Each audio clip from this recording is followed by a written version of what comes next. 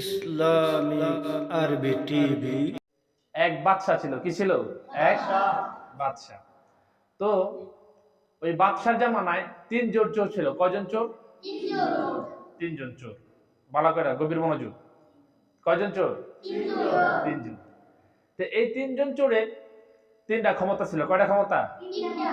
তিনটা ক্ষমতা।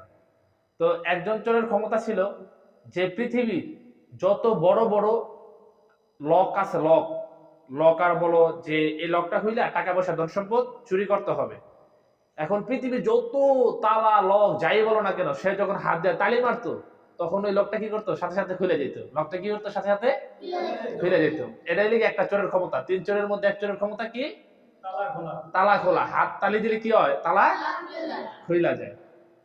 আরেক চোরের ক্ষমতা হচ্ছে যে যখন চোরেরা চুরি করতে বাইর হয়, যদি কারো বাড়ির সামনে অথবা কারো পালিত কুকুর থাকে, কি থাকে?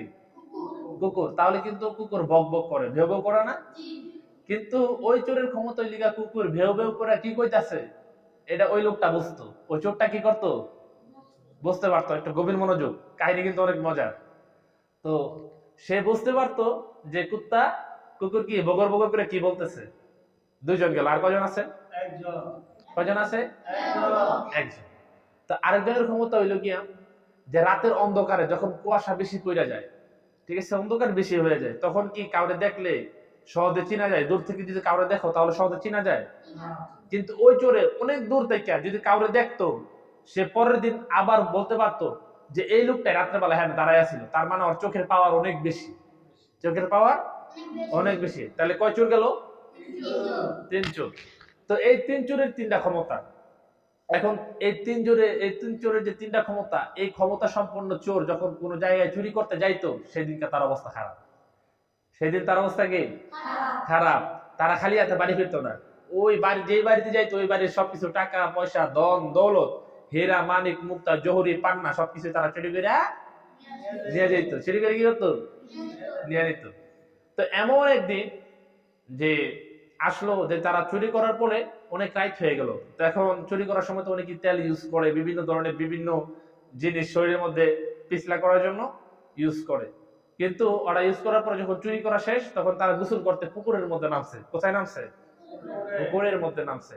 এমন তো অবস্থায় ওই দেশের বাদশা এমন আমলি ছিল, তাহাজ্জুদের নামাজ পড়ার জন্য আরামের বিছনাকে হারাম করে ওই পুকুরের মধ্যে ওযু করার জন্য চলে গেছে বাদশা। বাদশা কি করতে গেছে? ওযু করতে গেছে। ওযু করার সময় মনে মনে ভাবে, আমি যে ওযু করার জন্য পুষ্করির মধ্যে যাইতেছি, হয়তো আমার মতন মনে হয় এত তাড়াতাড়ি কেউ আল্লাহর ইবাদত করার জন্য ওঠে নাই, কেউ তাহাজ্জুদের জন্য ওঠে নাই। মনে হয় আমি প্রথমে উঠছি। এখন যখন উনি পুষ্করির সামনে যায়, কেমন জানি পানির মধ্যে আওয়াজ শোনা যায়। আর একটু সামনে যায় দেখে তিন ব্যক্তি গোসল করতেছে। কয় ব্যক্তি? তিন ব্যক্তি। ওই পার থেকে, উনি তো রাজা এই পারে, কিন্তু তারা কি ওই পারে? তারা ওই পারে। তো ওই পারে তিন ব্যক্তি গোসল করতেছে। উনি দেখে মনে মনে ভাবতেছে যে আমি মনে করছিলাম আমি সবচেয়ে বড় আল্লাহর ওলি, আমি আল্লাহর বন্ধু, কিন্তু এনায়া দেখি আমি তো আসি ওযু করার জন্য, কিন্তু তারা তো গোসল করতেছে। সুবহানাল্লাহ। তারা কি করতেছে? এখন উনি তো মনে মনে আল্লাহর ওলি দীক্ষা, উনি নামাজ পড়ার জন্য মনে মনে এই সিদ্ধান্ত নিয়ে উঠছে। তো এখন উনি আইসা দেখে যে তারা গোসল করতেছে। তো উনি মনে করছে যে তারাও কি নামাজ পড়ার জন্য গোসল করতেছে, তারা নামাজ পড়ার জন্য গোসল করতেছে। আর ওই যে তিনজন, হেরা তিনজন মনে মনে ভাবতেছে, আমরা তো তিনজনে চুরি করে আয়া গোসল করতেছি, আমরা তো কত আগে এসে পড়ছি, আর সে এখন আসতেছে, মনে হয় সে আমাদের থেকে একটু বড় দাম মারছে। ওই তিনজন চোরে ওই বাদশারে কি মনে করতেছে? চোর। কি মনে করতেছে? চোর। তাহলে বোঝা যায় যে যে যেমন, যে যে কাজ করে সে অন্যরাও কি তেমনি ভাবে, তেমনি মনে করে, ঠিক কিনা? হ্যাঁ। তো এখন এটা দেখার পরে তো তারা অবাক হয়ে গেল। এখন বাদশা তো মনে মনে তো অনেক খুশি, আমি তিনজনের সাথে দেখা করব। তো উনি সাঁতার গাইটা ওই তিনজনের কাছে গেল। যাওয়ার পরে বলতেছে, আল্লাহু আকবার, আমার কত সৌভাগ্য, আমি আপনাদেরকে দেখতে পারছি। তিনজনে তো অবাক, কিরা আমাদেরকে দেখতে পারছে মানে? আমাদেরকে? আমরা তো তিনজনে তিনজনের চেহারার দিকে তাকায়। তিনজনে চেহারার দিকে তাকায়। আমরা কত বড় পাপি, আর এই বেটা আমরা দিকে কইতাছে যে আমরা দিকে হ্যাঁ অনেক খুশি। এখন আচ্ছা ঠিক আছে, পরে এখন বলতেছে যে ঠিক আছে, তা এখন আপনি মনে হয় জানেন না আমরা কি, বলে কি, কয় আমরা চোর।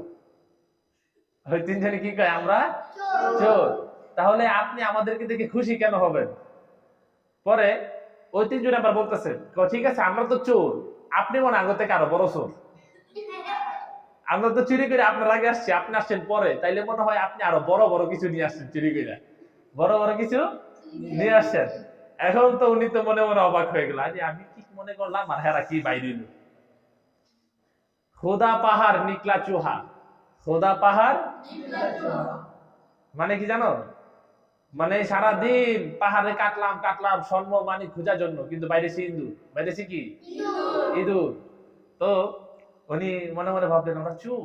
হ্যাঁ, কাছে ঠিক আছে, আমরা তো তিনজন চোর, আমাদের তিনজনের কাছে তিন ধরনের ক্ষমতা আছে, আপনার কাছে কি আছে?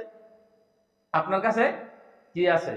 তো তখন উনি বললেন যে ঠিক আছে, তোমাদের যে তিনজনের ক্ষমতা আছে, এই তিনজনের কি কি ক্ষমতা আছে?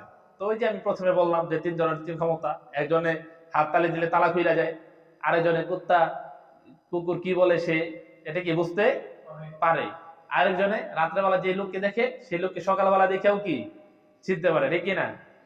তো এখন ওই তিন চোর তাদের ক্ষমতা বললো। এখন ওই তিন চোর বলতেছে আপনি আমাদের দলে এসে পড়েন, আপনারা দেখে অনেক সিনিয়র সিনিয়র ভাব লাগতেছে, আপনি মনে হয় এই লাইনে অনেক পুরানো, আপনি একলাই মনে হয় সব কিস্তি মাত করে দেন।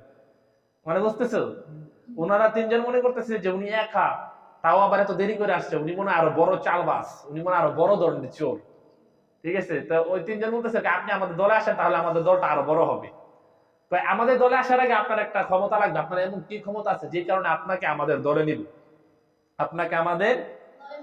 এখন উনি চিন্তা করে মনে মনে ভাবতেছে আমার এমন কি ক্ষমতা আছে যে ক্ষমতা লেগে হ্যাঁ আমাদের দলে নিব।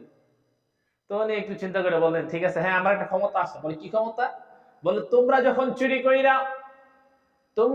চুরি কইরা সম্পদ সহ ধরা পইরা যাইবা, রাজার দরবারে তোমাদের মাথা কাটা হবে, ওই সময় যদি আমি দাড়িটা লাড়া দেই, আমি যদি দাড়িটা একবার এমন করে লাড়া দেই, তাহলে তোমরা ওই গলা কাটা থেকে বাইচা যাইবা।